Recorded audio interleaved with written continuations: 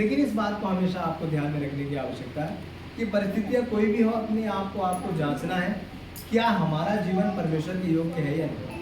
हम जो जीवन जी रहे हैं, क्या परमेश्वर के लायक जीवन जी रहे हैं या नहीं। यदि परमेश्वर के लायक आप जीवन नहीं जी रहे हैं तो कहीं ना कहीं आप आगे चल के धोखा खाएंगे।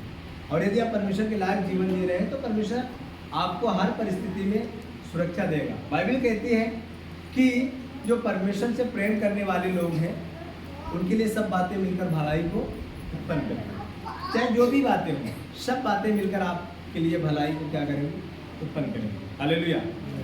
अब हमें इस बात को हमेशा ध्यान में रखने की आवश्यकता है। कई बार हम बहुत हल्के में लेते हैं, किसी भी बात को हम क्या करते हैं, बहुत हल्के में ले लेते हैं। लेकिन परमेश्वर का वचन इस बात को कहता है कि परमेश्वर ठट्टों में नहीं उड़ाएगा। पढ़िएगा गलातियों की पत्री उसका 6वां अध्याय उसका 7वां वचन।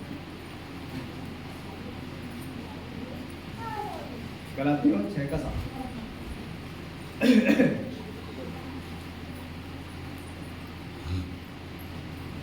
धोखा ना खाओ, परमेश्वर ठट्ठों में नहीं उड़ाया जाता, क्योंकि मनुष्य जो कुछ बोता है वही काटेगा। हालेलुया। बाइबल कहती है धोखा ना खाओ क्योंकि परमेश्वर ठट्टों में नहीं उड़ाया। हालेलुया।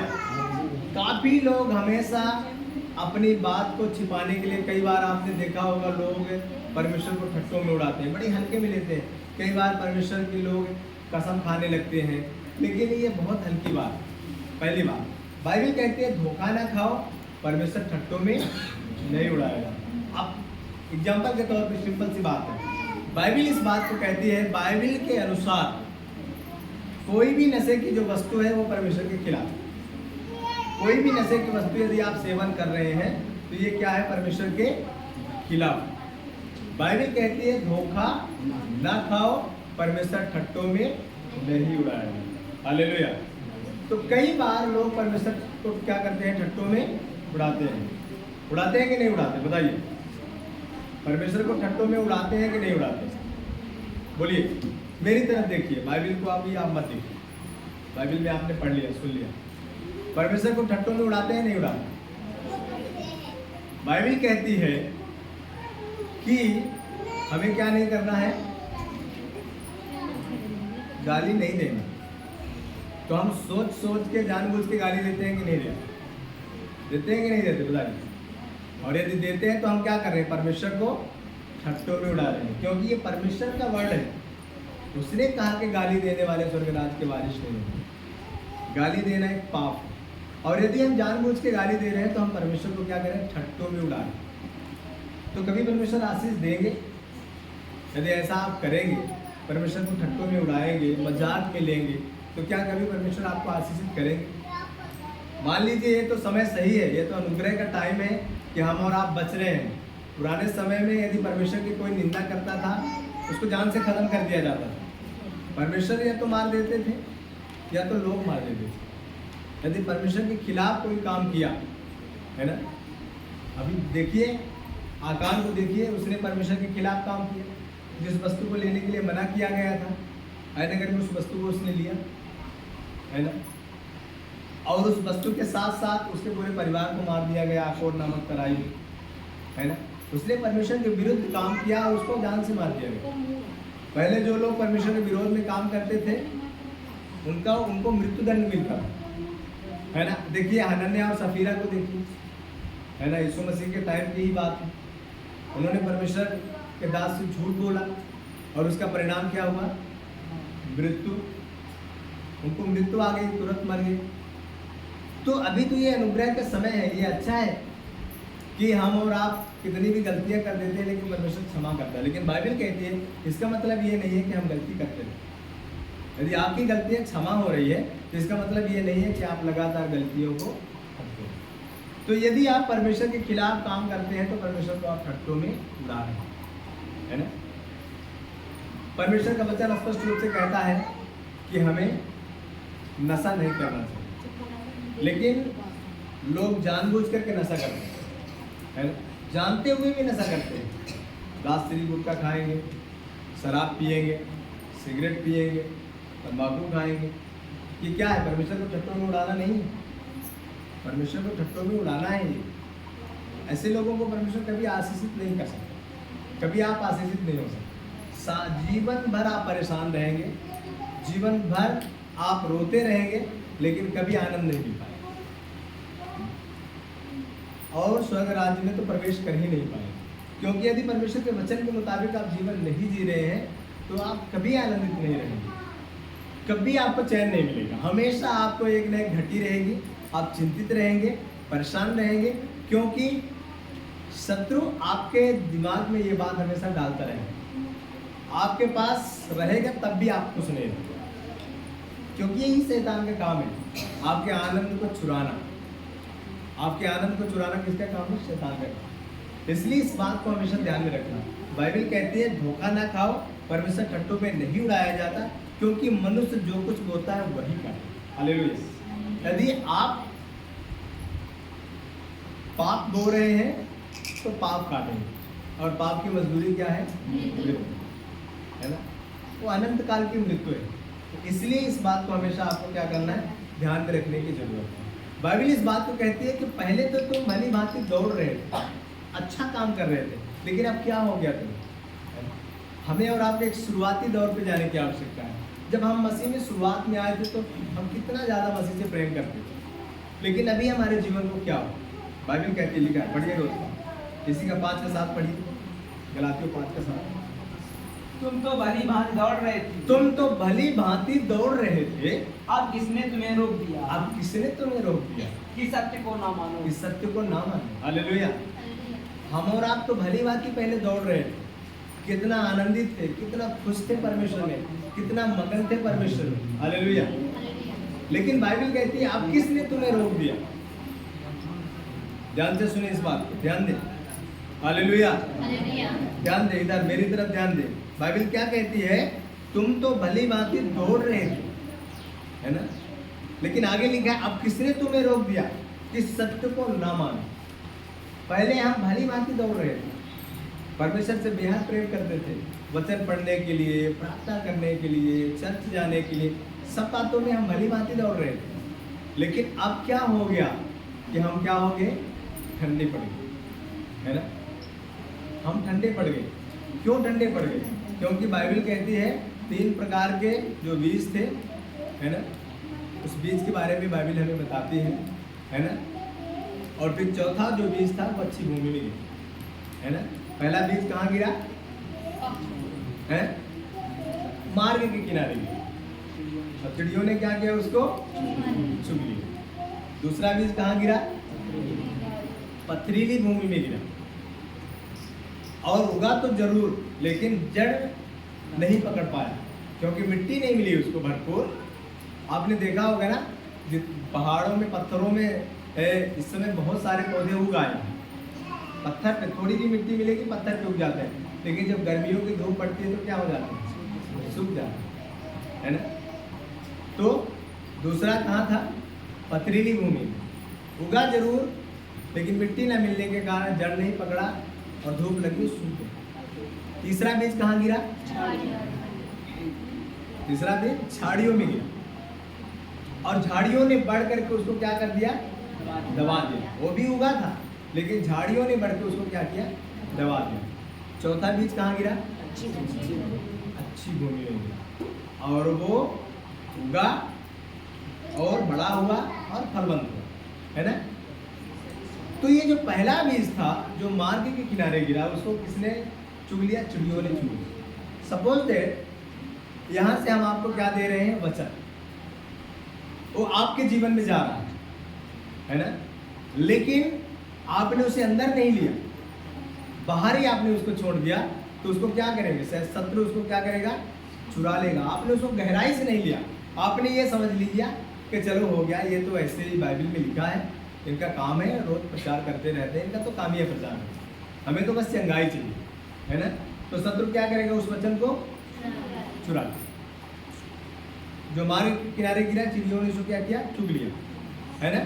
तो पहला बीज क्या है? शत्रु आपके बीज को क्या करता है? चुरा लेता है। दूसरा, जो पथरीली भूमि में गिरा, जो पथरीली भूमि में गिरा, उसको जड़ नहीं पकड़ने के लिए मिट्टी नहीं थी, इसलिए वो क्या हुआ, सूख गया। दूसरा बीज आपके अंदर गया तो जरूर, उगा जरूर, लेकिन आपने क्या नहीं किया, उसमें आपने रियाज नहीं किया, उसमें मनन नहीं किया आपने, और उस बीज को आपने जड़ नहीं पकड़ने दिया, इसलिए वो वचन आपके जीवन में क्या हुआ, सूख गया। बार बार उसको मनन करना, बाइबल को इसीलिए रोज पढ़ना है ना, बाइबल को इसीलिए क्या करना है, रोज पढ़ना है, ताकि वो आपके अंदर जड़ पकड़े। जड़ नहीं पकड़ेगा तो सूख जाएगा, एक दिन वो वचन आपके अंदर से सूख जाएगा। तीसरा, जो झाड़ियों में गिरा, झाड़ियों ने उसे क्या किया, दबा लिया। तीसरा क्या है, संसार की चिंता, धन का धोखा। बाइबल में लिखा है संसार की चिंता और धन का धोखा, है ना। संसार की चिंता आपको क्या कर दिया, दबा दिया, और पौधा उगा तो जरूर, बीज उगा तो जरूर, लेकिन वो बढ़े नहीं पाया। जितना आगे जाना चाहिए उतना आप मसीह में मजबूत नहीं हो पाए, और संसार की चिंता ने आपको क्या कर दिया, है ना। आप उस धन के लिए आप क्या करने लगे, दौड़ने लगे, है ना। कल एक जगह हम बैठे हुए थे, एक गवाही हमने सुना कि एक ही लड़का था, और अभी 4 दिन हुआ, अचानक से एक्सीडेंट हुआ, और एक्सीडेंट में वो एक्सपायर हो। तो हमारे कहने का मतलब ये है कि हम और आप इस बात को जानते नहीं,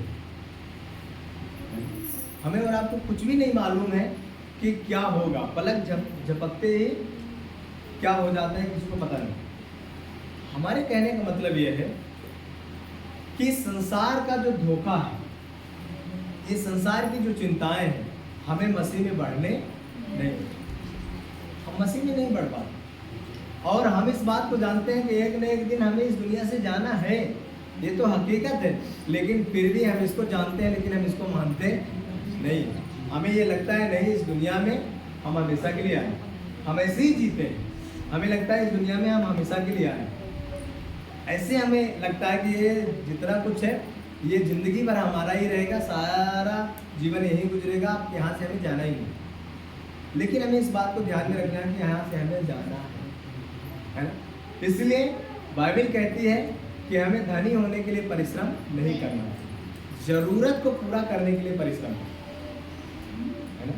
क्या करना है, ज़रूरत को पूरा करने के लिए हमें क्या करना है, परिश्रम करना है, धनी होने के लिए परिश्रम नहीं करना। हमारी ज़रूरत यदि पूरी हो रही है तो हम परमेश्वर को धन्यवाद दें, कोई बात नहीं है। हमारे पास बड़ा धन नहीं है तो कोई दिक्कत नहीं, हमें खाने के लिए है, पहनने के लिए है, रहने के लिए है, तो समझ लो सब कुछ है ना। रोटी कपड़ा मकान यदि हमें मिल रहा है तो मान लो सब कुछ बढ़िया है।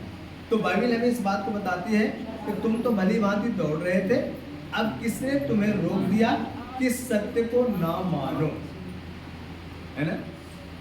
हम और आप पहले कितना ज़्यादा प्रभु से प्रेम करने वाले, कितनी ज़्यादा प्रार्थनाएं करने वाले थे, कितना उपवास करने वाले थे, लेकिन अब तो हमारे जीवन में कोई प्रार्थना नहीं, कोई उपवास नहीं। फुर्सत मिलने पर चर्च आएंगे, फुर्सत नहीं मिलेगी तो चर्च से भी कोई मतलब नहीं। फुर्सत मिलने पर प्रभु की महिमा करना, टाइम निकाल के नहीं करना, टाइम मिलने पर करना, है ना। जैसे गाड़ी में लिखा रहता है ना, जगह मिलने पर पास दिया जाए, उसी प्रकार हम सोचते हैं फुर्सत मिलने पर प्रभु से दुआ किया जाए। फुर्सत नहीं है तो हमें दुआ नहीं है, कोई प्रार्थना नहीं, कोई वचन नहीं। लेकिन ऐसा यदि आप करते हैं तो आपके अंदर क्या है, झाड़ियों वाला बीज, वो झाड़ियाँ आपको दबा रही हैं, और एक दिन ऐसा हो जाएगा कि आप फलवंत नहीं हो पाएंगे। आपके अंदर जो बीज है वो फल नहीं ला पाएंगे, क्योंकि जिस खेत में चारा बहुत ज़्यादा हो जाता है तो धान फल को नहीं देती है, उसमें बाल नहीं लगते हैं सही तरीके से, इसलिए उसको क्या करना पड़ेगा, जंगली पौधों को क्या करना है, निकालना पड़ता है ना। इसलिए इस बात को आपको ध्यान में रखने की बहुत ज़्यादा ज़रूरत है। लेकिन आज काफ़ी लोग इस बात में कोई मनन नहीं करते, इस बात में कोई ध्यान नहीं, बाइबल के वचन में कोई मनन नहीं। एक हफ्ते तक कुछ लोगों की बाइबल खुलती नहीं, बताइए सही है गलत। कुछ लोग तो रोज पढ़ते हैं, मुझे मालूम है, और कुछ लोगों की बाइबल एक हफ्ते तक नहीं खुलती, वो चर्चे में खुलेगी, चर्च से जाने के बाद वो आराम से बंद होके अलमारी में जाएगी तो फिर निकलेगी नहीं दोबारा। रोज बाइबल पढ़ने की आदत कितने लोगों के है, पढ़ते हैं रोज बाइबल। बाकी लोगों उसे तो पढ़ना ही नहीं आता। बाकी लोग यही बोल देंगे हम तो पढ़ना ही नहीं जानते, तो हम क्या पढ़ेंगे? उनके पास एक ही बहाना है, हम पढ़ना नहीं जानते। तो हम पढ़ना नहीं जानते तो सुनना तो जानते हैं। घर में जो पढ़े लिखे बच्चे हैं उनसे हम सुन सकते हैं, है ना? उनसे हम क्या कर सकते हैं? सुन सकते हैं। यदि आप पढ़ नहीं सकते तो आप सुन सकते हैं। आप उनको बोलिए कि ये वाला चैप्टर पढ़ के मुझे सुनाओ, है ना? तो वो वाला चैप्टर आपको मिल सकता है सुनने के लिए। तो बाइबिल का, क्योंकि बाइबिल में लिखा है ना, विश्वास सुनने से और सुनना। जब आप सुनेंगे नहीं तो आपका विश्वास बढ़ेगा। आप रोज सुनेंगे ना कि परमेश्वर चंगा करने वाला है, तो आप अपनी बीमारियों पर विजय पाएंगे। आपकी जितनी भी बीमारियां हैं ना, आप उसमें विजय पाएंगे। आप रोज यही वचन लेके प्रार्थना करेंगे ना, प्रभु आपके वचन में लिखा है परमेश्वर चंगा करने वाला है, आपके वचन में लिखा है परमेश्वर चंगा करने वाला है, तो परमेश्वर ऑटोमेटिक चंगा करेगा। परमेश्वर को भी लगेगा बात तो सही है, मैंने तो कहा है कि मैं तुम्हारा चंगा करने वाला परमेश्वर हूं। और यदि इस वचन को आप याद दिलाओगे परमेश्वर को, तो परमेश्वर जरूर क्या करेंगे? आपको छुटकारा देंगे, क्योंकि उन्होंने इस बात को कहा है ना। सपोज दैट आप मान लीजिए कि आपको मैंने कुछ देने के लिए कह दिया और आप फिर मुझसे मांगने के लिए आए, और यदि आपको मैं मना करूंगा तो आप क्या कहेंगे? आप यही ना कहेंगे कि नहीं अपना दे कह रहे हैं। ये याद दिलाएंगे कि नहीं दिलाएंगे? ये बोलेंगे ना, दे कह रहे हैं, अपने की भरोसा हमरा ही है, तो हम का अंदर से यह लागे कि बात तो सही है, दे कह रहे हैं बड़ा गलत काम कर रहा है, दे नहीं है ना। तो हम वो बात को अपने वचन के याद करेंगे और सोच के मजबूर होकर हमका क्या करें पड़ी? देहे पड़ी। जैसे कि हम पहले वचन हार चुके हैं, परमेश्वर वचन को क्या किए हैं? हार चुके हैं आप, लेकिन आप लोग जानते नहीं है ना, ये टेक्निक आपको मालूम नहीं। परमेश्वर वचन दे के आपको हार चुके हैं। और बाइबिल कहती है कि परमेश्वर कभी भी अपने वचन से मुकरने वाला नहीं। वो मनुष्य नहीं है कि वो कह करके और मुकर जाए। मनुष्य एक बार कह के मुकर सकता है, लेकिन परमेश्वर नहीं मुकर सकता। परमेश्वर ने कहा है कि मैं तुम्हारा चंगा करने वाला परमेश्वर हूँ। आप याद दिलाइए, आप उसका भरोसा रखिए, उसके साथ आप जुड़े रहिए, तो आपको चंगा करेगा, क्योंकि उसने कहा है। आप उसे याद दिलाएंगे तो, क्योंकि उसने आपको वचन दिया, उसने आपको वाचा दिया। परमेश्वर ने इजरायलियों से वाचा बांधा था कि मैं तुम्हें एक ऐसा देश दूंगा कि जहां दूध और मधु की धारा बहती। लेकिन मिलना तो जल्दी चाहिए उनको, लेकिन उनको जल्दी क्यों नहीं मिला? वो उस लायक बन ही नहीं पाए, है ना? उस लायक वो नहीं बन पाए, इसलिए उनको 40 साल उस मरुस्थल में घूमना पड़ा। कई बार हमें चंगाई जल्दी जिस बात की मिलनी चाहिए ना, तो उस चंगाई को हम प्राप्त नहीं कर पाते, है ना? बहुत टाइम लग जाता है, क्योंकि हम ऐसा काम नहीं कर पाते। पिछले दिनों में हमने एक विषय में अध्ययन किया, अगले आने वाले दिनों में हम उस विषय में आपको बताएंगे कि हमारे जीवन में बीमारियां आखिर क्यों आती हैं, क्यों हम समस्याओं में पड़े रहते हैं, हमारे जीवन में क्यों गरीबी रहती है, क्यों हमारे जीवन में हमेशा फाइनेंशियल पैसे की तंगी रहती है, क्यों हमारे घर में हमेशा अनाज की तंगी रहती है। इसका कारण क्या है? क्या परमेश्वर यही चाहता है कि हम तंगी में रहें? ऐसा नहीं चाहता। लेकिन कारण क्या है? क्या हमें कुछ करने की आवश्यकता है? क्या इस विषय को लेकर हमें परमेश्वर के सामने रखना चाहिए? इस विषय को यदि हम परमेश्वर के सामने रखेंगे तो क्या होगा? इसके बारे में हम आने वाले दिनों में आपको बताएंगे। कैसे हमारे और आपके जीवन में एक क्रूर श्राप लगे हुए हैं, जिसकी वजह से कई ऐसी बीमारियां हैं कि जो बीमारियां जाती ही नहीं है, जो बीमारियां बार बार चली आती है, जो जाती नहीं है और जाने के बाद फिर वापस आती है। उसके बारे में हम अगले आने वाले रविवार को आपको बताएंगे कि क्यों ऐसा होता है, और आप यदि इस प्रकार की प्रार्थनाएं करेंगे तो उससे क्या फ़ायदा आपको मिल सकता है ना? और उससे आपको जो फ़ायदा मिलेगा वो भी आप बता सकते हो कि आपको क्या फ़ायदा मिला। फ़ायदा मिलेगा ज़रूर उससे, लेकिन जिस हिसाब से मैं बताऊंगा उस हिसाब से आपको करने की आवश्यकता है। बड़ी से बड़ी बीमारियों में आप विजय पा सकते हैं। लोगों ने विजय पाया है, आप भी पाए। मैंने विजय पाया है उस बीमारी, उस समस्या से मैंने विजय पाया है। समस्या कोई भी हो, किसी समस्या का नाम हम आपको नहीं बता रहे, कोई भी समस्या हो सकती है, कोई भी बीमारी हो सकती है। मैंने एक विषय के लिए परमेश्वर के सामने रखा था और उस विषय में मैंने विजय पाया। तो यदि मैं पा सकता हूँ तो आप भी पा सकते हैं, आपके लिए भी परमेश्वर करेगा। काफ़ी साल पहले मैं उस नियम को, जो उसमें नियम दिया गया उस नियम को मैंने फॉलो किया, उस हिसाब से मैंने दुआ किया, उस हिसाब से मैंने प्रार्थना किया और उसमें मैंने विजय को पाया। तो मेरे कहने का मतलब यदि मुझे मिल सकता है तो आपको भी मिलेगा। लेकिन आपको क्या करना है, उसको करने की आवश्यकता नहीं है। तो अगली बार हम उसको बताएंगे कि आपको कैसे करना है। कई ऐसी समस्याएं हैं जिससे आप हमेशा परेशान रहते हैं, कई ऐसी बीमारियां हैं जिससे आप हमेशा परेशान रहते हैं, जो बीमारियां जाने का नाम नहीं लेती। तो इसलिए उसके लिए आपको हम आने वाले दिनों में बता रहे हैं। सो यहाँ पर जो वचन कहता है, 7वां वचन लिखा है, तुम तो भली भांति दौड़ रहे थे, अब किसने तुम्हें रोक दिया कि सत्य को न मानो। हालेलुया। हमें किसी ने रोका तो नहीं, लेकिन हमें किसने रोका? धन का धोखा, है ना, संसार की चिंता, धन का धोखा, संसार की चिंता, इसने हमें क्या कर दिया? रोक दिया। हमारी जो जीवन गति थी, हमें जो प्रभु में बढ़ा रहा था, हम जो प्रभु में बढ़ रहे थे, वो गति हमारी क्या हो गई? रुक गई, है ना। लेकिन बाइबल इस बात को कहती है कि हमें उसमें रुकना नहीं चाहिए। पढ़िए, एक और वचन पढ़िए उसका, गलातियों 3 का 1 वचन से पढ़ो।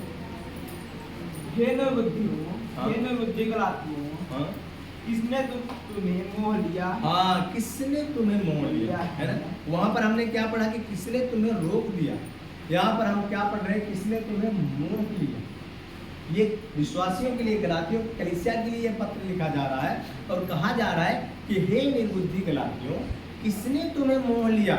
किस मोह माया में तुम फंस गए हो? हाँ, तुम्हारी तो मानो आंखों के सामने हाँ, यीशु मसीह क्रूस पर दिखाया गया। हाँ, मैं तुमसे केवल यह जानना चाहता हूँ कि तुमने आत्मा को हाँ, क्या व्यवस्था के कामों से हाँ, या विश्वास के समाचार से पाया? हाँ, क्या तुम ऐसे निर्बुद्धि हो कि आत्मा की रीत पर आरंभ करके अब शरीर की रीत पर अनंत करोगे? अंत करोगे। हालेलुया। बाइबल कहती है, क्या तुम ऐसे निर्बुद्धि हो कि आत्मा से तुमने शुरू किया, अब शरीर में अंत करोगे? हमें इस बात को समझने की जरूरत है कि हम किस प्रकार का जीवन इन दिनों में जी रहे हैं।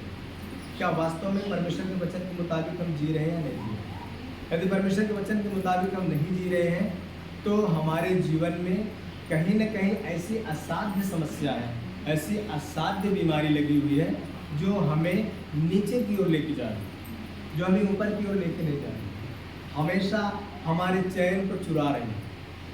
काफ़ी लोगों को आप देखिए, हमेशा उनके मन में एकदम चिंता जैसी बनी रहती है, हमेशा उनका मन बड़ा गंभीर रहता है, बहुत सोच विचार वाला मन उनका रहता है, हमेशा उनका मन दुखी रहता है, किसी बात को लेकर हमेशा वो चिंतित ही बने रहते हैं। ये जानते हैं कि शैतान का एक हथियार, हमें और आपको चिंता में डाल देना शत्रु का एक हथियार है। आप चिंता में रहेंगे, आप दुआ नहीं, समझ रहे हैं? चिंता में रहेंगे, आप प्रार्थना नहीं कर पाएंगे, है ना। इसलिए शैतान आपको क्या करता है? चिंता में डालना चाहता है। शैतान यही हमेशा कहेगा कि देखो तुम्हारे बगल वाले इतना आगे बढ़ गए हैं, उनके पास इतना कुछ हो गया है, तुम्हारे पास तो कुछ भी नहीं है। तब आपको क्या होगा? आपको एक चिंता आएगी, आपको लगेगा नहीं मुझे ये सब कुछ करना है, मुझे भी ये सारी चीज़ें प्राप्त करना है। तो उसके हिसाब से आप क्या करेंगे? उसके हिसाब से आप फिर दौड़ना शुरू करेंगे। तो आप दौड़ना जब शुरू करेंगे तो आपको टाइम नहीं मिलेगा परमेश्वर से प्रार्थना करने के लिए, है ना। आपको टाइम नहीं मिलेगा बाइबल पढ़ने के लिए, आपको टाइम नहीं मिलेगा चर्च जाने के लिए। फिर आप इतना ज़्यादा चिंतित हो जाएंगे धन को इकट्ठा करने के लिए। धन इकट्ठा करेंगे, धन इकट्ठा करने के बाद एक दिन सारा धन रख करके छोड़ करके भी चले, उससे क्या फायदा है? उससे कोई फायदा नहीं। आप जिनके लिए धन इकट्ठा कर रहे हैं, क्या पता कि वो बेच के खा लें। देखिए पहले के लोगों ने जो मेहनत करके इकट्ठा किया था, आज उनके बच्चे बेच रहे हैं, बेच के खा रहे हैं। यदि सही तरीके से जीवन प्रभु में नहीं जिया गया, सही तरीके से यदि आपने प्रभु में जीवन नहीं जिया, प्रभु को आदर नहीं दिया अपने जीवन में, तो कहीं ना कहीं आपके जीवन में समस्याएं आएंगी, कहीं ना कहीं समस्या उत्पन्न होगी। परमेश्वर किसी का पक्षपात नहीं करता। यदि आप सही तरीके से जीवन जिएंगे तो आपको परमेश्वर आशीष करेगा, नहीं जिएंगे तो परमेश्वर आपको आशीष नहीं करेगा। कोई भी हो सकता है, वो विश्वासी हो सकता है, प्रचारक हो सकता है, पास्टर हो सकता है, बिशप हो सकता है, कोई भी हो सकता है। किसी का परमेश्वर पक्षपात नहीं करता। परमेश्वर के राज्य में सब एक ही समान है, सब एक समान। परमेश्वर के राज्य में सिर्फ फर्क इतना है कि परमेश्वर एक अलग अलग जगह में लोगों को रखेगा, क्योंकि जिसने जितना किया है उसके अनुसार उसको उतना वहाँ फल मिलेगा, उतना परमेश्वर आशीष देगा, ऐसी जगह में उनको रखेगा। बाकी परमेश्वर के लिए एक ही समान सब लोग, तो इसीलिए किसी को परमेश्वर ने ज़्यादा नहीं दिया ना तो किसी को कम दिया। हमें और आपको इस्तेमाल करने की बात कि हमने कैसे इस्तेमाल किया। हम जिस लायक थे हमें परमेश्वर उतना दिया है, हमको कम नहीं दिया। हम जिस लायक थे उतना परमेश्वर हमें दिया है। यदि हम ज़्यादा लायक बन जाएंगे तो परमेश्वर हमें ज़्यादा देंगे। तो इस बात को हमें हमेशा समझने की आवश्यकता है। पढ़िएगा उसका गलातियों 6:8 पढ़िए। क्योंकि जो अपने शरीर के लिए होता है हाँ वह शरीर के द्वारा हाँ विनाश की कटनी काटेगा। हाँ, बाइबल में हमने अभी देखा, क्या तुम आत्मा में शुरू करके शरीर में अंत करोगे।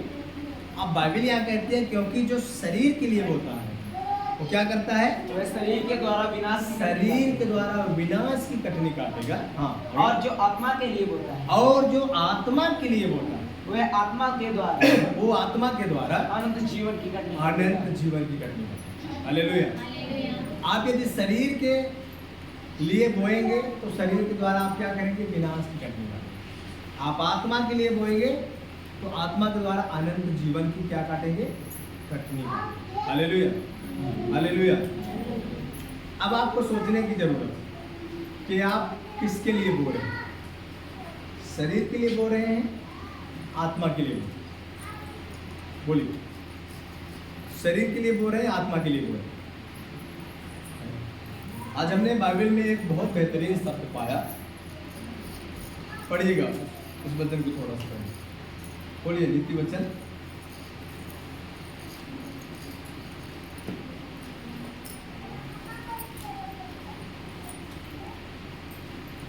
11 अध्याय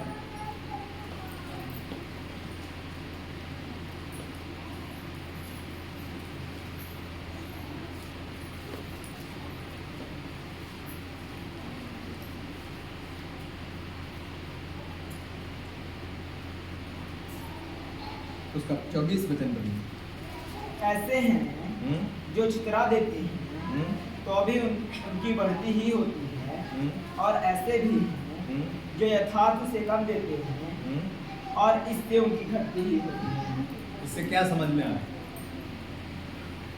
ऐसे भी लोग हैं दुनिया में जो छितरा देते हैं, समझ रहे हैं, जो क्या करते हैं, छितरा देते हैं, मतलब बहुतायत से देने वाले लोग, जितना उनको देना चाहिए उससे भी ज़्यादा देने वाले लोग। छितरा देने का मतलब बहुतायत से देने वाले लोग, उनके लिए बाइबल क्या कहती है, तो भी उनकी बढ़ती ही होती है। लेकिन और ऐसे भी हैं जो यथार्थ से कम देते हैं, जितना उनको देना चाहिए उससे भी कम देते हैं, तब भी उनको क्या हो रहा है, घटी ही हो रहा है। तब भी उनके पास घटी बनी हुई है, तब भी हमेशा उनके पास परेशानी बनी हुई है, तब भी हमेशा उनके पास समस्या बनी हुई है। क्यों बोलिए, क्यों ऐसा हो रहा है? तब भी वो हमेशा चिंतित रहते हैं, तब भी हमेशा परेशान रहते हैं, सब कुछ होने के बाद भी उनके पास कमी है।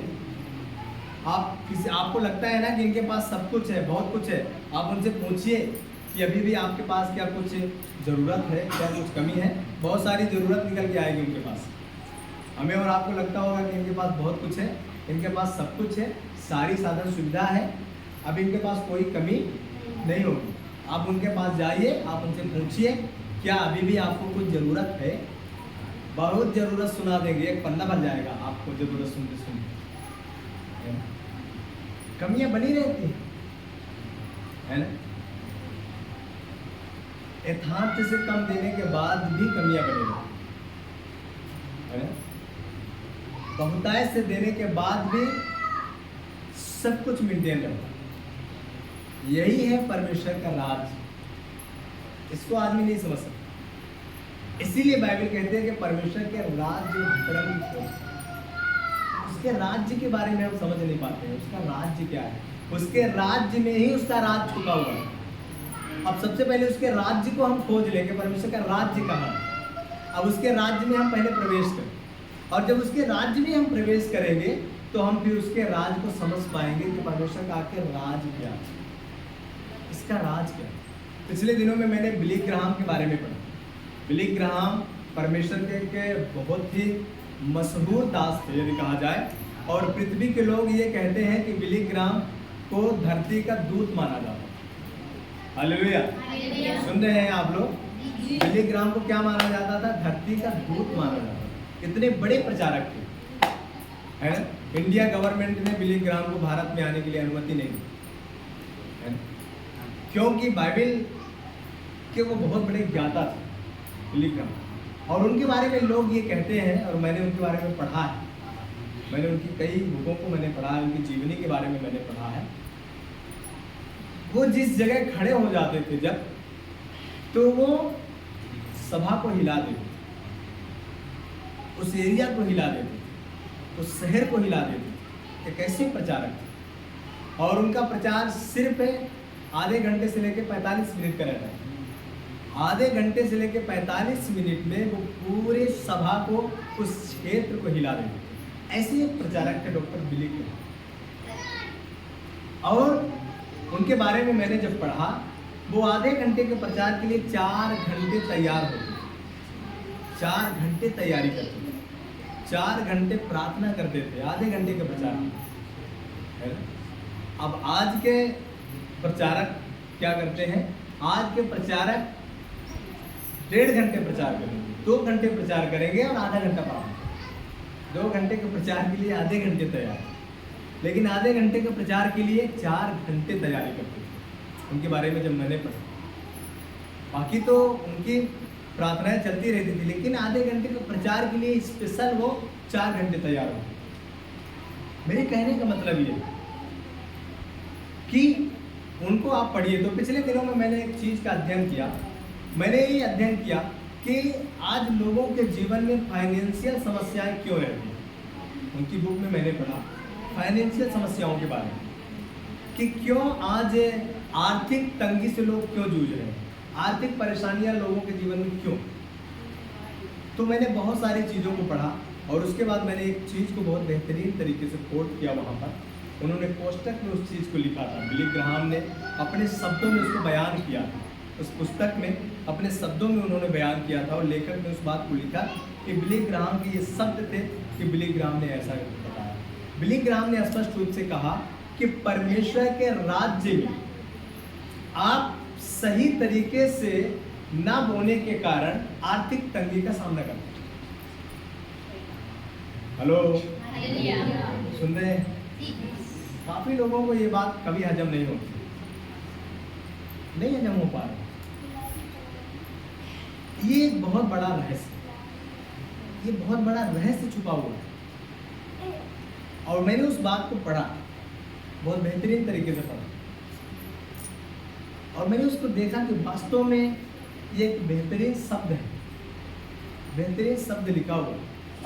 वास्तव में हमें परमेश्वर के राज्य के लिए बोने की बहुतायत की आवश्यकता है, बहुतायत की जरूरत है। हालेलुया, हालेलुया, क्योंकि बाइबल कहती है जो जितना बोलता है उतना काटेगा। तो हमें यही तो बाइबल बता रही है कि पहले हम दौड़ने वाले थे, भली भांति दौड़ रहे थे, अब हमें किसने रोक दिया? अब हमें किसने ये मना कर दिया कि तुम सत्य से क्या करो, मुकर जाओ? हमें हमारे जीवन में क्यों ऐसी परिस्थिति आ गई? हमें जांचने की आवश्यकता है। कहीं न कहीं ये बातें हमें पीछे की ओर ले जा रही हैं, कहीं न कहीं ये बातें हमें नीचे की ओर ले जा रही हैं, कहीं न कहीं ये बातें हमें घटती की ओर ले जा रही, कमी की ओर लेके जा रही, और हम इसको समझ नहीं पा रहे। हमें इसको बहुत आयत से समझने की आवश्यकता है। इसीलिए बाइबल यहाँ कहती है, आत्मा वचन कहता है, क्योंकि जो अपने शरीर के लिए बोता है वह शरीर के द्वारा विनाश की कटनी काटेगा, और जो आत्मा के लिए बोता है वो आत्मा के द्वारा अनंत जीवन की कटनी काटेगा। हालेलुया। हमें इस बात को समझने की बेहद आवश्यकता है और जरूरत है। इन दिनों में बहुत ऐसी परिस्थितियां विश्वासियों के जीवन में निर्मित हो रही हैं। सबसे पहली बात तो समय उनके पास बिल्कुल नहीं, और परमेश्वर के राज को समझने के लिए सबसे पहला काम आपको करना पड़ेगा, आपको समय देना। व्यक्तिगत परमेश्वर के पास आपको बैठना, व्यक्तिगत आपको समय देना, व्यक्तिगत आपको प्रार्थना करना पड़ेगा, व्यक्तिगत परमेश्वर से पूछना पड़ेगा कि प्रभु अब मेरे जीवन में कौन कौन सी ऐसी कमियां हैं जिनसे मुझे दूर रहना, जिन्हें मुझे छोड़ना है। ये व्यक्तिगत आपका साथ परमेश्वर के साथ होना चाहिए। Hallelujah, hallelujah. ये सबसे पहले काम करने की जरूरत है। और जब आप व्यक्तिगत परमेश्वर के साथ बैठेंगे तो एक एक बात परमेश्वर आपको क्या करेगा, एक एक बात परमेश्वर आपको बताएगा, एक एक बात आप समझ पाएंगे। है ना? तो इस बात को आपको जानना है।